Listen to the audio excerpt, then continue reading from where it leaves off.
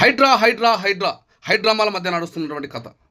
రాష్ట్రంలో ఉన్నటువంటి అధికారులు, మంత్రులు, ఎంపీలు, ఎమ్మెల్యేలు అందరూ కూడా ఒక హైడ్రా మీదనే ఫోకస్ చేస్తే, తెలంగాణ రాష్ట్రంలో ఉన్నటువంటి గ్రామ పంచాయతీలకు కనీసం మెయింటెనెన్స్ ఖర్చులు లేవు, బండ్లలో డీజిల్ లేదు, స్వీపర్లకు చీపుర్లు లేవు.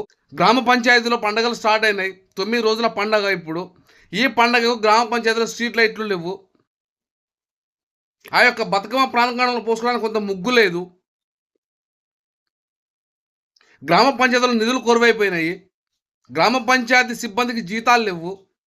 సో ఇటువంటి ఎన్నో ఎన్నో ఎన్నో సమస్యలు వెంటాడుతూ ఉంటే కేవలం అందరూ కూడా హైడ్రా హైడ్రా హైడ్రా అని హైడ్రా చుట్టూ ఫోకస్ చేయడం ఎంతవరకు సంబంధించి నాకు అర్థం కావట్లేదు. గ్రామ పంచాయతీ పరిపాలన, ప్రజల పరిపాలన ఇది కదా ఇప్పుడు చూడాల్సింది. గ్రామాలలో, పట్టణాల్లో జరిగేది బతుకమ్మ గ్రామాలలో. మరి ఆ గ్రామాలకు, ఆ గ్రామ పంచాయతీలకు నిధులు ఉన్నాయా లేవా అనేది కూడా మీరు చూసుకోవాల్సిన అవసరం ఖచ్చితంగా ఉంది.